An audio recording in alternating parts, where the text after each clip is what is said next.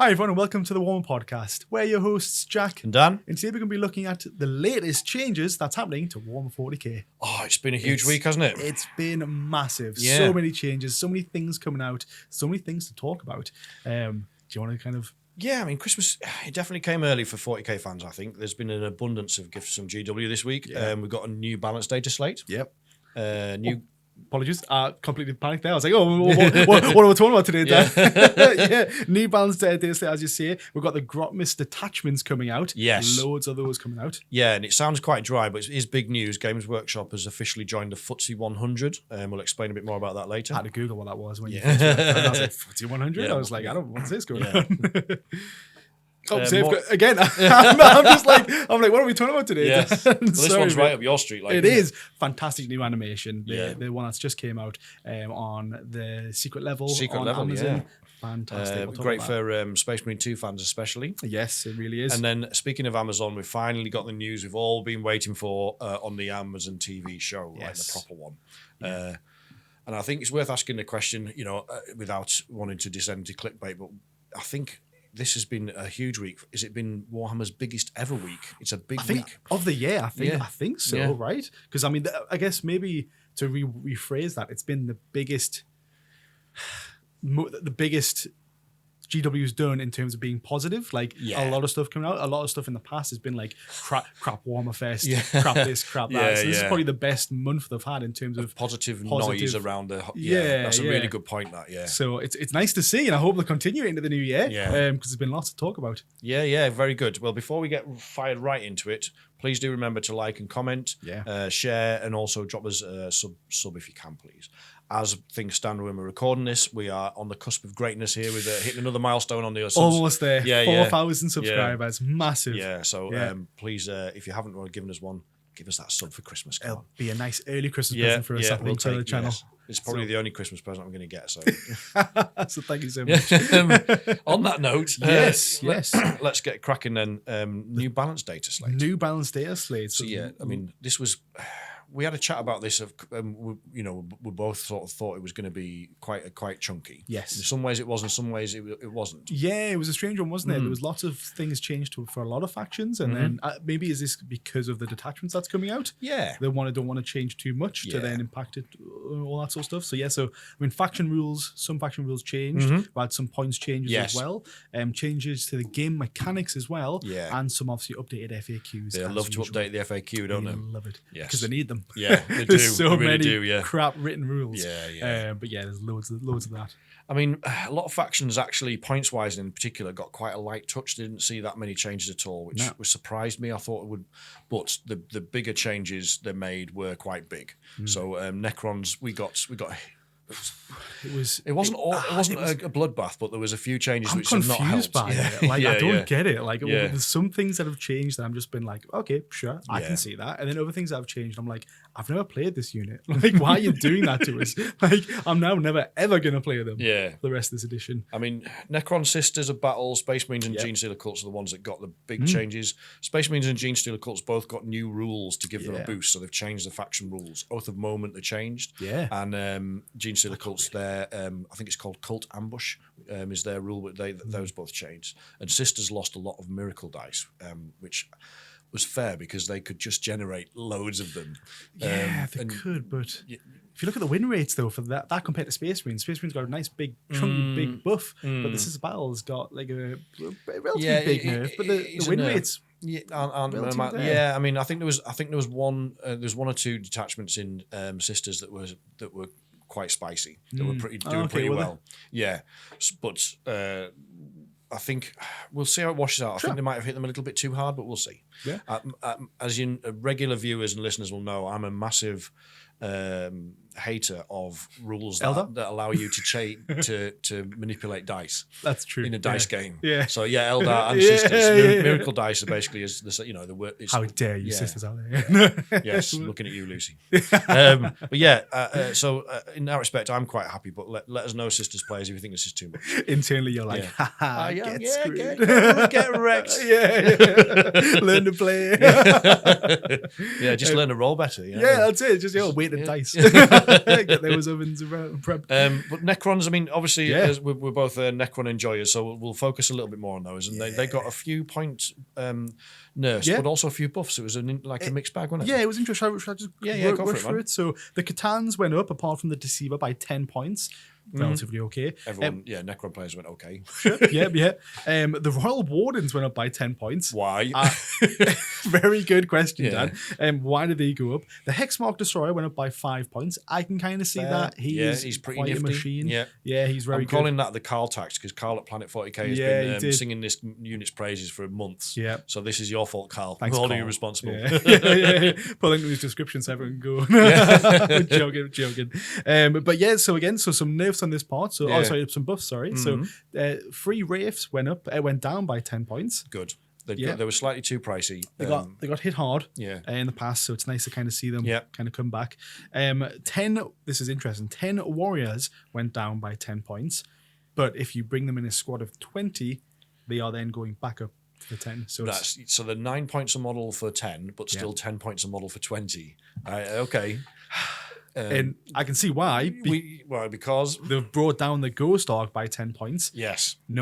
I cannot recommend it enough not to use the Ghost Arc. They're desperate for people to use the Ghost Arc because it can only hold 10 warriors. The fix to this is not dropping these points. We'll come on to this though, I suppose. I'm jumping the gun. We are. The last two were awesome. I was not expecting these at all. Decent. So the Immortals are 5 Immortals are going down by 5 points. Brilliant. And the Plasmancer is going down by 5 points. Thank you very much. I'll take that. Yeah. No harm in that at all. He's very good at the up and downy kind of stuff. Oh, he's I mean, he's got the Plasmancer giving you crits on 5s is amazing when being deployed, and the Immortals and the Plasmancer, and in fact the combo of them together has been a staple in a lot of Necron lists. What you want, yeah. So it's the opposite of what normally happens. Normally, if everyone's taking this unit on this combo or whatever, that's what gets nerfed. But they buffed it. So thank you. I'll take it. Thumbs up again, alongside the detachment that we just got. Yeah. Fantastic news. Fantastic news. And speaking of detachments, though, one of them did get a couple of kind of nerfs, didn't it? They did. The Hypercrypt Legion, unfortunately, got 2 nerfs. So the first one is all Deep Strike strats are now 6 inches. Opposed to the 3 inches, so that's the cosmic position that we always talk about. Our favourite strat. Our favourite. It's one of the strongest in the game, though. Wasn't it? It is. And to be fair, we did call this. If you go back and watch our previous videos in the last few weeks, we told you this was going to happen. I said, look, the signs are all there. But so that happened. The other one is that you can now put 1 less unit in the hyperphase now. So basically, if you're playing up to a 1k game, it's 1 unit. Up to a 2k game, it's 2 units, and then up to and then 3 units for a 3k game. Yes, so you could. It was 3 units normally for 2k games, going down to 2, but we still have an enhancement that lets you bump it up by 1. Exactly. So we can still take 3 units, but you have to pay for the enhancement. Yeah, fair enough. Yeah, it's just like a little tax. I think it's like 15 points as well. Everyone's going to pay for that, aren't they? 100%. Good. So they're the changes. Dan, what are your initial reactions? Any knee jerks on that? Yeah, I mean, it was a real kind of roller coaster of emotions reading through the changes for Necron players. To start with, you're like, oh, here we go. And then you're like, oh, they've done that. No, they've done this. Oh, they've done that. So I mean, the changes to Hypercrypt, I think we would be a lot more salty about it if they just hadn't given us the best detachment in the game in Star Shatter. Yes. So everyone's just kind of gone, right, well, we'll not do this anymore. We're going to do that. And that's it. It's 10 points on the Catan's fair. I'm still not taking a Ghost Arc, and I'm still not taking Warriors in 10s. Stop messing about with that, GW. Just make the Ghost Arc able to take 20 Warriors and 2 characters, and everyone will take it. I'm really surprised the Plasmans from the Immortals dropped in points, but that is very welcome. Yeah. And I don't know what's going on with Royal Wardens. I don't know. If you're Necron players, let us know in the comments if you've been running loads of these, but I don't know anybody that's been running loads. We're looking at the big lists. I've never seen them.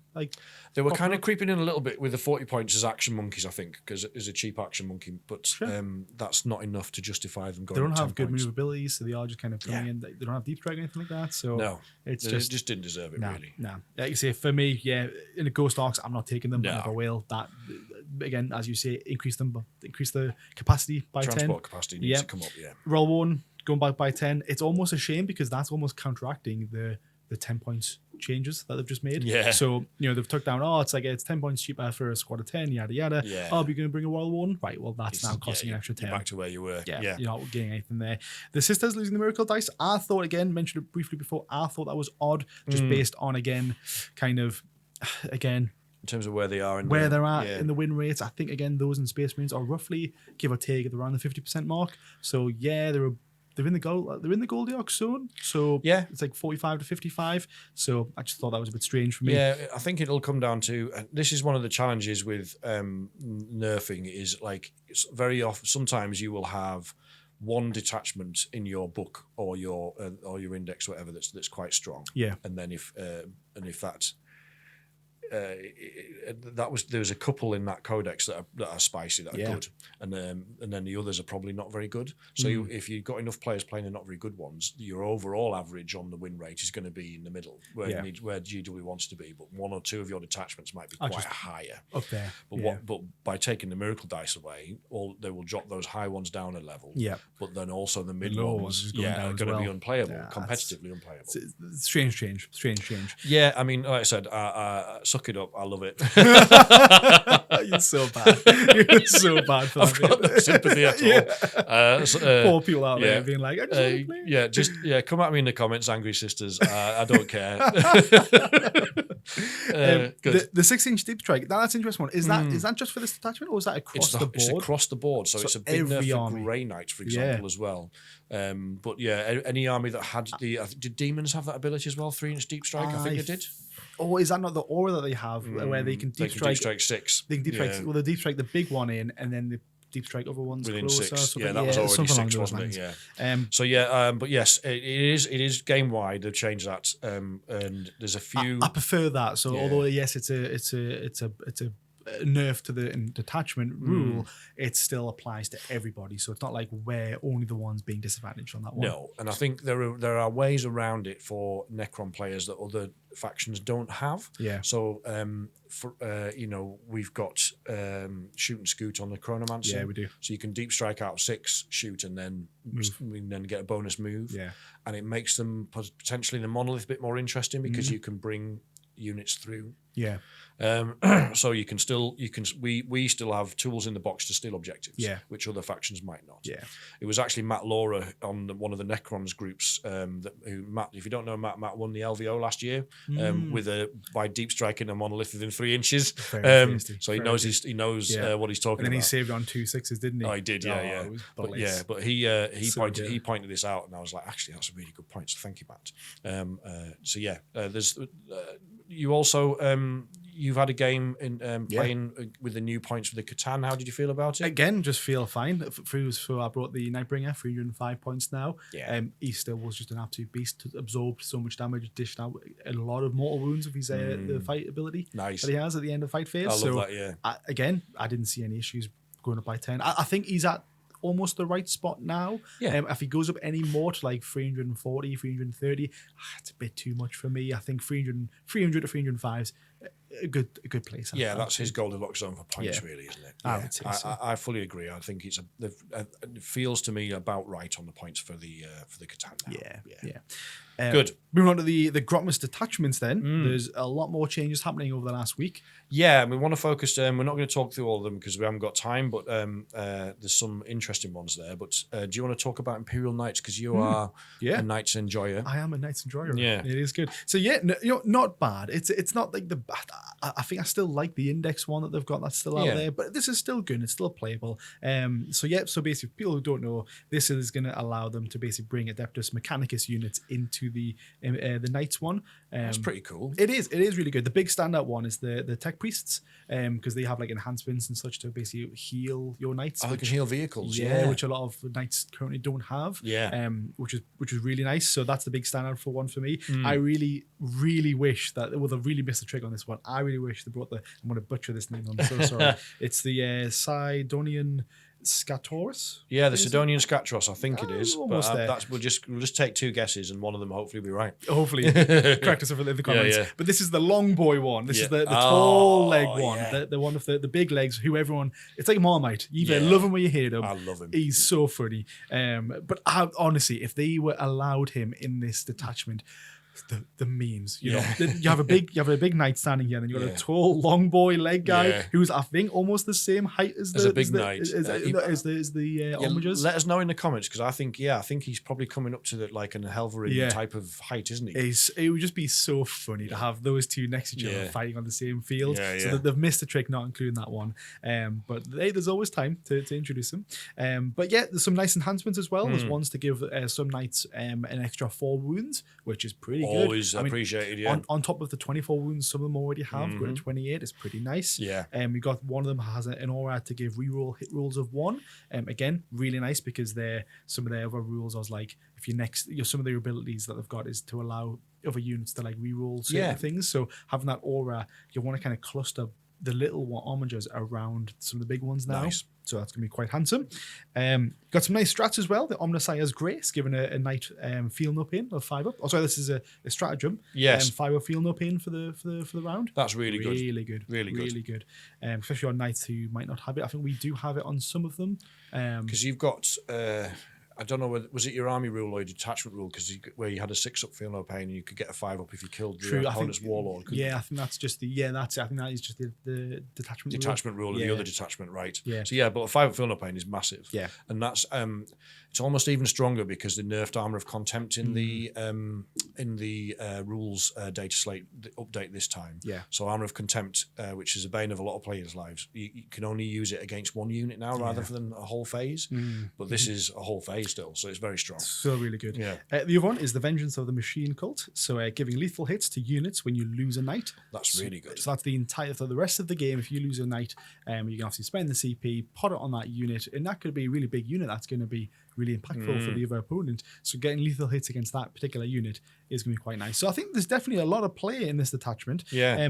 I have not checked out the majority of the Mechanicus units that you can bring, but for me they're just going to be really these cheap units to be able to hold little objectives. It gives you, they've done something similar with the Chaos Knights. I played against them. My pal Barry gave us a game last night, and he brought the new Chaos on Friday. Sorry, and he brought the new Chaos Knights detachment, and it's really funny and fluffy. It reminded me of old school 40k because what it's like.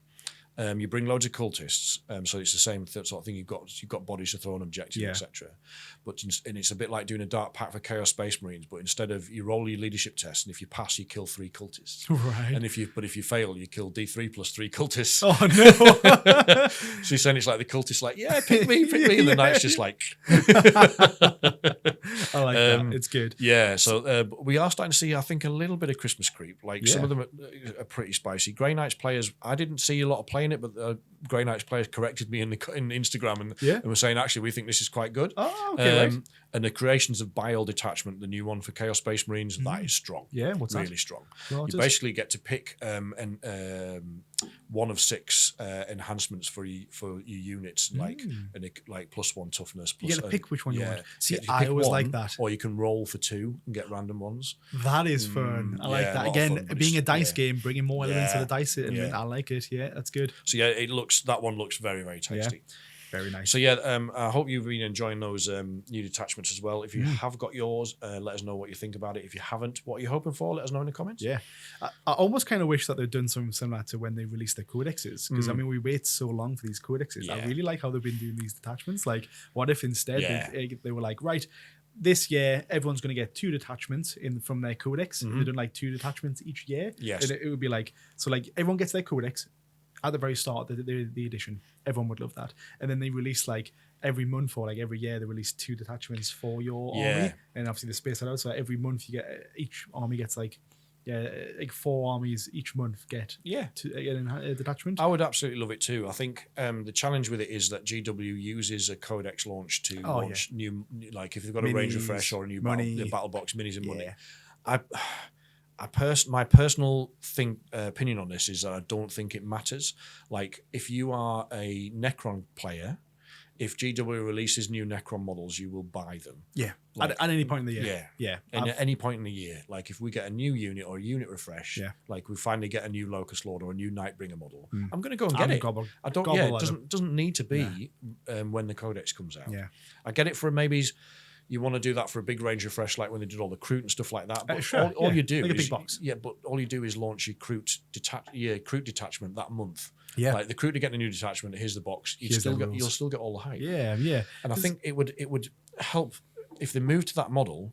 It would enable them to tweak the detachments a bit better, so you get less of this where you get a codex that then is wrong. Yeah. It's missed the mark on almost the stuff. Yeah. And again, it would allow them to change it a lot faster because again, they become balanced data slates. If they release a detachment and they're working on them making the next one, they realize, that one's actually really bad. I'm going to release a new one. I'm going to make some slight changes in the balanced data slate to the one that's already been released. So I don't know. GW moved to a digital model. Jack's right. As always. Yeah. No, but yeah, just something different I think would be nice. Yeah, so definitely. Thought I'd mention it. I mean, speaking of moving, GW is, I mean, I think it's worth touching on this, but GW is now bigger than ever. Yes. It's properly hit the big time. Yes. It's entered into the FTSE 100, which is the biggest 100 companies listed on the London Stock Exchange. That's really impressive. So it is impressive when it's bigger than a lot of other, a lot of household names. We're not here to give any sort of financial advice, but between us, should we put some money in in the stocks? I don't know. Like it just seems to be up and up. Yeah, I've been dithering for about 2 years and saying I'm not sure. Has it hit its level? I'm not sure it's going to go any higher, and then it has. Every time. Yeah. It's crazy. So I mean, the market capitalization is over £4.5 billion now. That's basically how much one share costs times by the number of shares in the company, but it's worth over £4.5 billion. So I mean, for plastic, for plastic, man. It's one of the biggest companies in the UK, and it demonstrates how we're not mainstream yet, but it's becoming a lot more popular. The TV show will definitely help in the animations and such. Well, speaking of which, exactly. As our resident animation expert. The secret level 40k episode dropped this week as well. Yep. So this was titled "They Shall Know No Fear."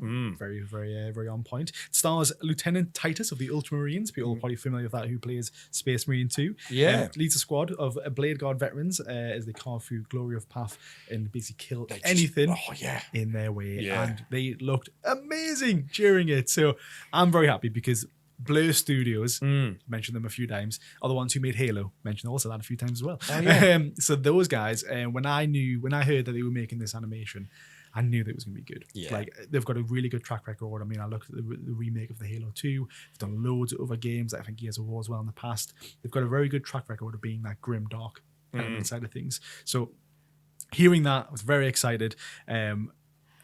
I almost got the vibe of Astartes from this as well, and I think you seen at the very end credits that the guy who made Astartes was what role did he play in it, or was he just in the credits? He's credited in it as one of the developers. So he's I think he's called Siama. Is that correct? I think something like that. Yeah, correct us in the comments if we're wrong. But he was definitely involved in this, and I think you're right that you could see his hand involved in it, couldn't you? It was just very much like the motions of the Space Marines, like some parts like they were holding up the shields and just like this, just stern. Very, not going to move, and then as soon as they started moving, it was that nice flow that the Space Marines had in the Astartes. And for something so big, you do think like, oh, they're not going to move, and then one of them just starts sprinting, and you're like, holy crap, like that's amazing.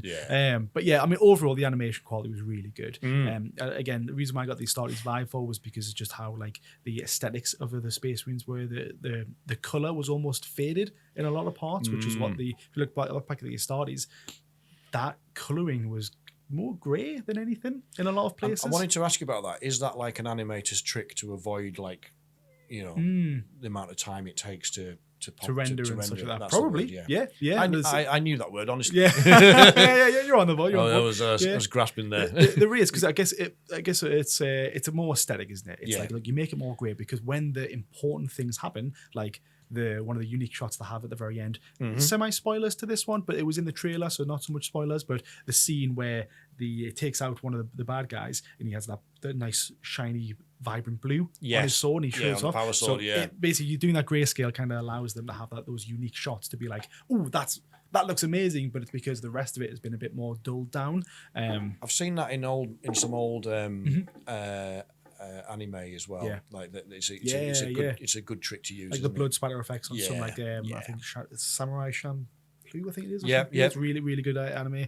But yeah, just stuff like that makes the video look so much better. And again, Blur Studios done a fantastic job bringing it to life.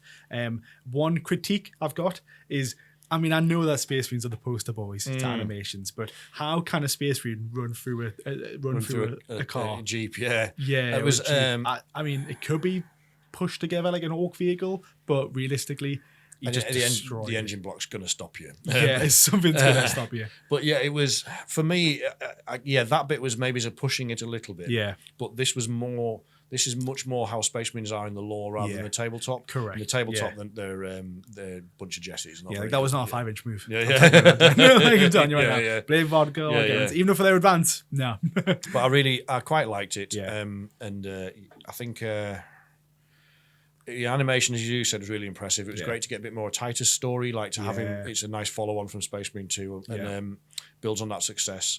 It kind of also, I don't want this to sound too negative for the wrong reasons, but I need to say it.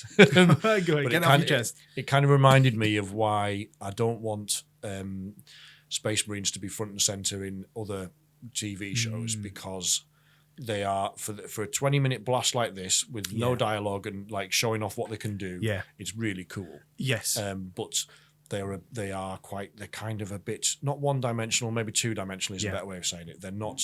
There's not enough grit in those, or enough story in those characters. I don't think. Correct. Some people are going to heartily disagree with me on this, but it's all about storytelling. Yeah, you're absolutely right. Again, I'm going to go back to Halo on this one. Yeah, Halo and their Marines.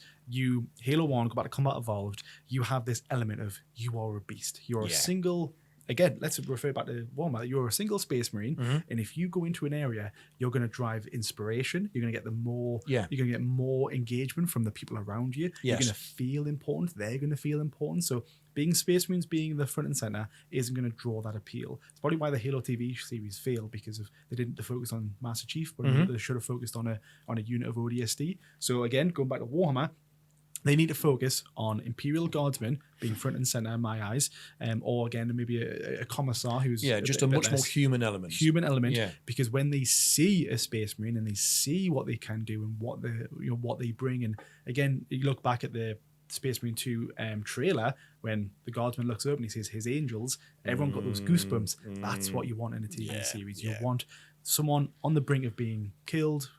I think and then the angels coming to save them. Yes, that's the inspiration.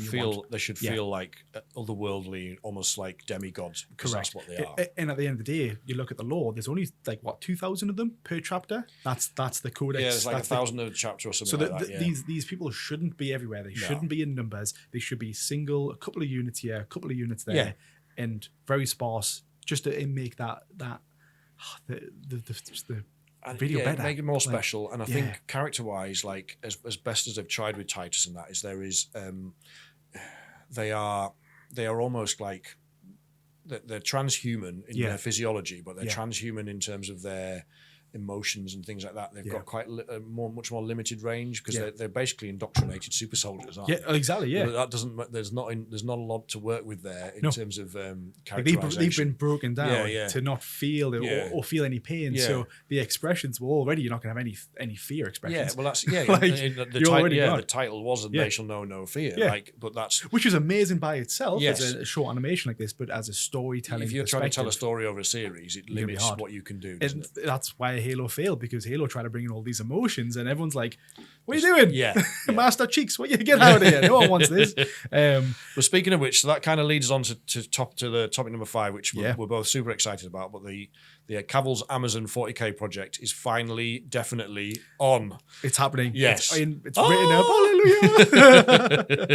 So yes, obviously they've finally announced it, the shareholders, that there is going to be a deal with Amazon to get this out. The adaptation, should I go through this? The adaptation for Games Workshop Warhammer 40K universe into the films and TV series. Yeah. Going to be amazing.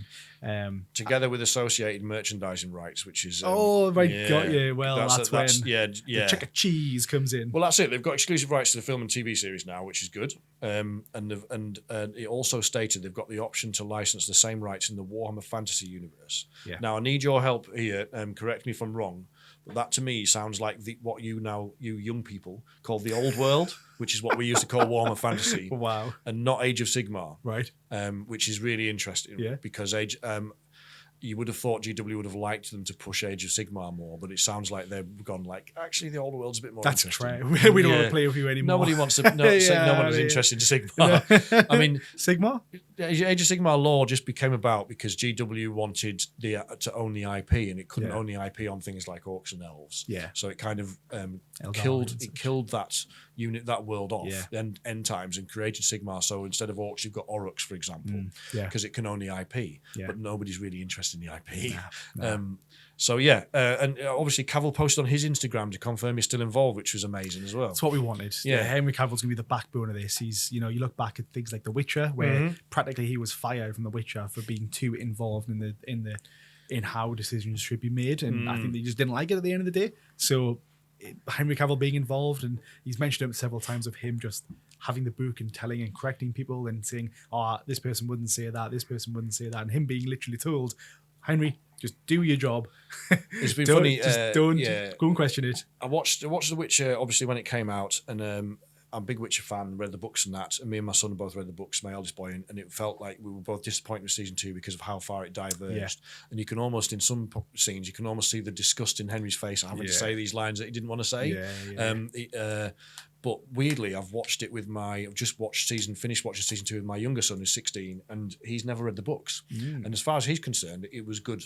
Wow, because he didn't he still preferred season 1, but he didn't hate season 2 because he hadn't got that back the backstory behind it and such. So it was I just wanted to chuck that in there because it's an interesting comparison, because it surprised me, because I kind of built up to him like, but you were sitting there next to your son going, well, you don't want to spoil, don't want to like ruin it for somebody, do you? Like, listen son, you're gonna have to just endure this season. It's not very good.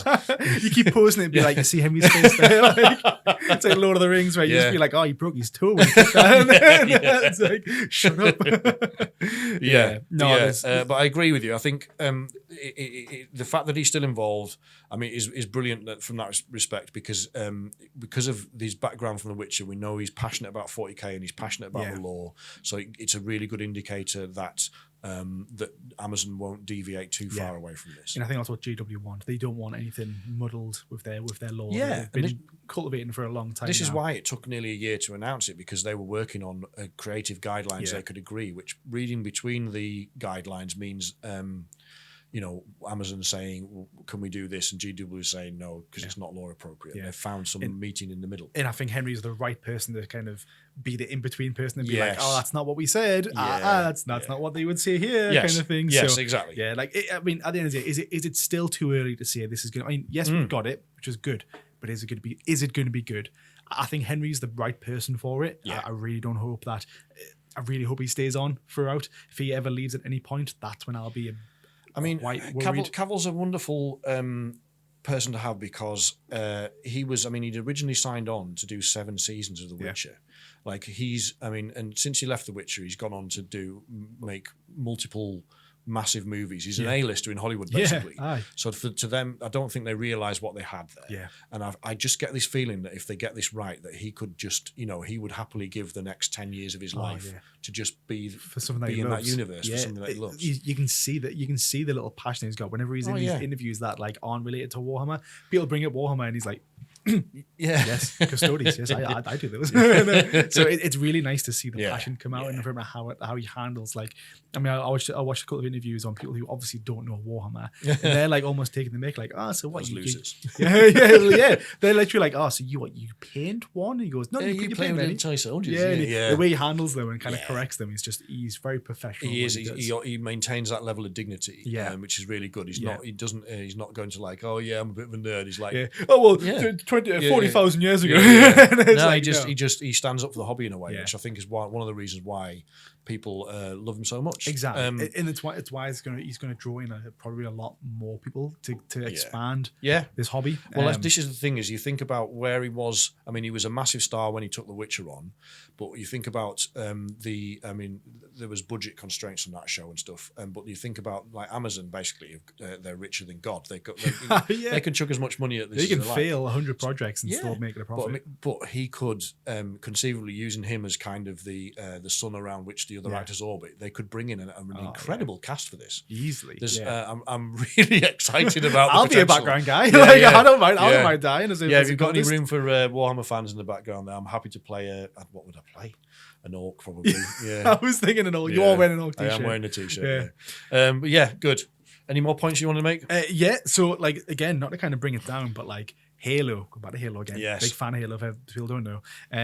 That went through a lot of writers. So my worry now is that, like, is Henry writing this, or is he just a director? Yeah, is he an executive producer or a showrunner or what? Yeah, where does he fall? Because Halo went through several writers, and that was because those writers didn't know Halo. They came out and admitted, like, I've not played Halo, I've not read the books, and they're like literally like, I don't intend to. It's like, are you trying to insult the fan base? Because that's how you insult the fan base. I can, from a writer's perspective, right? Sometimes you want to come in with a clean slate, but for something where the lore is so important to the fans, it feels like arrogance to me, and I don't think that they'll make the same mistake. I think with Henry involved in some capacity, I think the script will go past his hands. And again, I mean, GW, we've seen it before, and we've seen it with animations. They cut back. Again, I hate them for it, and I'll always admit it. When they would like cease and desist on a lot of YouTubers. A lot of YouTube were good two years ago now. For all the animations, I'll never forgive them for that. No. But yeah, I know how tight of a hold they have on their lore. I almost feel like them as a company know what they want. So if they get someone in who does a bad job of writing, I feel like they will. Not for the profits, but instead be like, no. In the old days, like on the video game days in particular, they would just they were whores. They would license to anybody. Some of those games, some were great, Dawn of War, etc., and Space Marine, but some of them were trash. Dawn of War 2, Dawn of War 3. I don't know. I don't know this, but my gut instinct is that I think part of the appeal for them, as much as like you get access to all of our lore, but I think they will work with you to help you, kind of thing. And if you think about the Black Library, there's some incredible writers there. I'm particularly thinking about one that shares my name, Dan Abnett. He's an amazing writer. Can you imagine if he was on board even if he wasn't writing the script, if he was there as like creative consultant or something? That's what you need. They need somebody. Like they need someone like that is immersed in 40k, and that would be knows his stuff, and it'd be so good. But just as long as they've got good writers, I'm very much on board, and I think Henry will again lead the way on that sort of stuff. So, I mean, really excited. Without wanting to come across as super smug, but I am super smug because we also called this, like, we've done 2 or 3 videos throughout the year on this subject, where there's been, and what's prompted those videos has been a bunch of grifters trying to make money off. Henry's left. Henry's left 40k projects and all this. And there was no evidence to suggest that. In fact, there was a lot of evidence to suggest that if he had left, Games Workshop would have to announce it. Because, as we've just talked about earlier, they are a massive company on the stock exchange, and that has rules about these kind of things. If something happens that can affect your share price, you've got to announce good or bad, you have to announce it. So we talked through all that. So I'm feeling not necessarily smug, but validated today that we were right.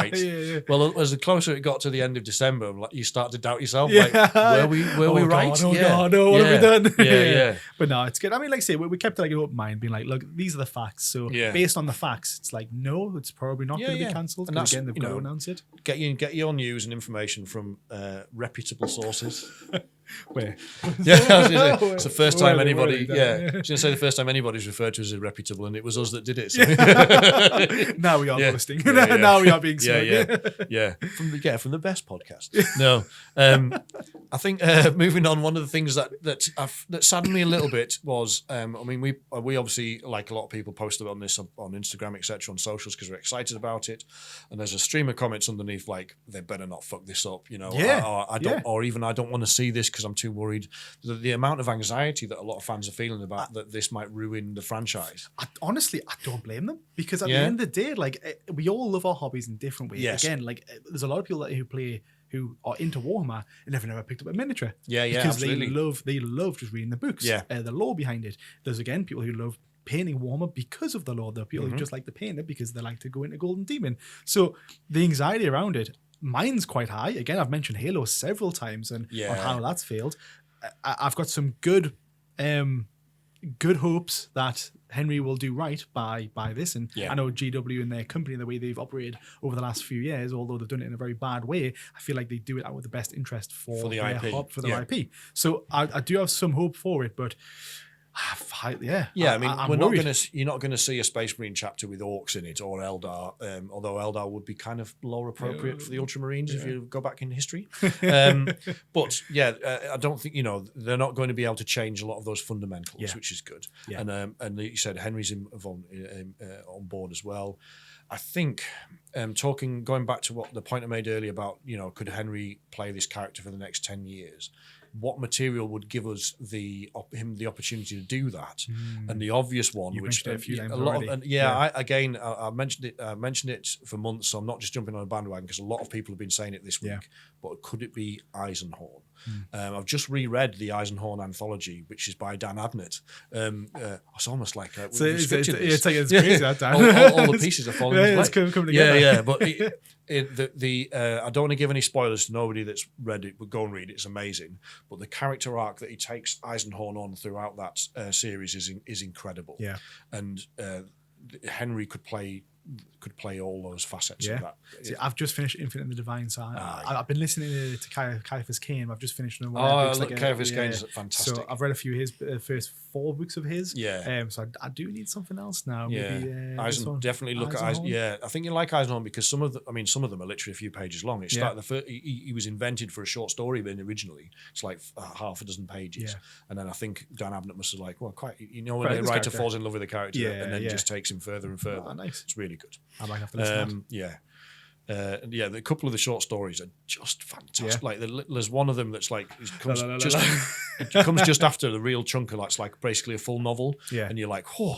And then I was like, I'm not sure I'm ready to start the next one. And then I started it. It was like about 6 pages, but it was brilliant. So it was like it's really good. Anyway, and as we talked about before, I don't think I want it to be Space Marines, but Eisenhorn does exactly what you wanted. Were you talking about there is a sprinkling of Space Marines? Yes. And when they appear, they are incredible. Exactly. Yeah. Like you want something that is going to bring a lot of, because there's so much out there. You want every piece to be in there to some degree. So when I said before, let's focus on Imperial Guard, maybe that's wrong, because how often will an Imperial Guardsman interact with a Space Marine? How often will they interact with a Commissar? It's like that. How often will they interact with a Grey Knight? Probably not a lot, because then that story will end, because then they'll be killed. Yeah. So it's kind of like, know the Grey Knights exist. You need to kind of balance out and be like, right, well, what's going to play into the story? Yeah. Who can be involved in the story to some degree? And again, it's demonstrated in the Eisenhorn books, but Inquisitor really fits that bill, because they move through all of those aspects of Imperial Society. They go where needed. They go where told. And they obviously, even on all the secret shit as well, like your Death Watch and your Grey Knights, etc. You'll learn behind the scenes and such. So it's it makes the most sense, I think. Yeah. I think so. Very nice. And as I touched on before, I don't want it to be all about Space Marines for the reasons I've already talked about. It's just I just don't think it's slightly bit too limiting. Yeah.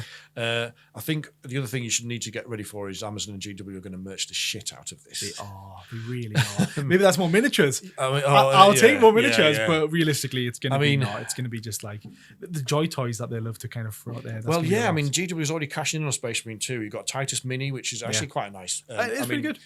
As cynical as we all are about extra Space Marine lieutenants, this model was actually quite nice.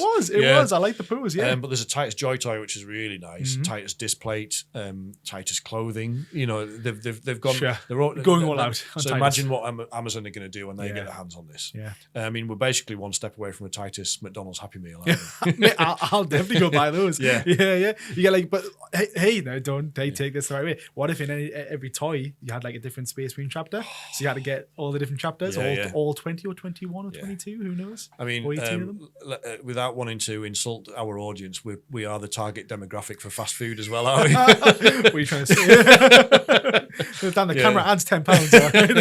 Right? I'm hoping it's added about 30 in my case. The last point I wanted to make, though, was that this is also GW getting quite clever at stage managing, in my opinion, because what GW wanted was a lot of noise around them moving to this FTSE 100, because what that does, right, is some investment funds only invest in the top companies. There are specific funds that, because they're seen as a safe harbour, right? It's a safe bet. Yeah, exactly. So GW is currently courting a new class of super heavyweight investor, which has got perhaps more money in some cases than some of their investors as well. So it felt like too much of a coincidence to have the Amazon deal, the secret level episode drop, the FTSE 100 announcement, all in the same week. I think they've obviously it's been a plan, generations in the making, as they say. It's like a turn 2 deep strike. Turn 2 surrender for us. Exactly. Right? Okay, we're gone. Yeah. No, so, is it not just for the money though? Like bonuses this time of year? End of year bonuses, just like let's get all the shareholders. Yeah, I mean they do sometimes do a Christmas bonus, and they do their end of year is end of May or June, I think it is. So I've got a dog visit here. Jess has just come into get her. Saying, "Come on, guys, just you're waffling too." Yeah, she's like, it's walk time now. She's like the waffle alarm when we've gone on too long. But now I think there's been some good things announced. It's been epic, yeah. Been again, we mentioned at the very start, a very good month, a very positive month, as well. Lots of really good things happening within the hobby. Yeah, great month, great week, and really nice way to kind of round the year off. We've got we've got the rest of the detachments to come out, which is still creating a lot of buzz among the player base as well. Lovely. So there's more to come this year. But this has been, it's been a great week, and there's a lot for us to look forward to. And it's been one of the only weeks, like you said, where the news has almost been overwhelmingly positive. Yeah. There's been a few people might not like their Grotmas detachments, but of course, which is, I mean, there's 30 odd days, it's going to happen. Yeah, exactly. But generally speaking, it's been an amazing finale by GW to the year. Yeah, a little clap. Yeah, well, I mean, we get accused occasionally of being negative, and I think we would always argue that we will be critical where criticism is due. Yeah, for sure. But also praised and credit where it's due. In first, we just like talk about things that we enjoy. Yeah, exactly. Yeah, we're always going to talk about subjects we find interesting. Yeah, that's true. This is one of them. Yeah, I mean, so let us know what your thoughts are on all of this. Which bits are you excited for? How anxious are you feeling about the Cavill Amazon project? I'm in a good place. I'm going to be honest, but despite normally I'm quite a pessimistic person, but I'm super optimistic about this. I've just got a good feeling about it. I'm nervous. Yeah, I'm looking forward to it. I want to make crystal clear. I'm super looking forward to it. But I've seen passion projects of my own fail, so you've still got PTSD from Halo, haven't you? It'll never fail. It'll never fade away. No, it's still always going to be engraved in my head. And you're not alone. No. Good. On that note, then, thank you very much for watching. If you've got any comments, let us know. If you haven't already dropped us a sub, drop us a sub, please. We'd really appreciate it as a growing channel. Yeah. And otherwise, we'll be back with a couple more videos before the end of the year. Got a few ones coming up for Christmas time to. Couple of bonus videos to enjoy. So please look out for those and subscribe. Keep an eye on them. So thank you so much. Thank you.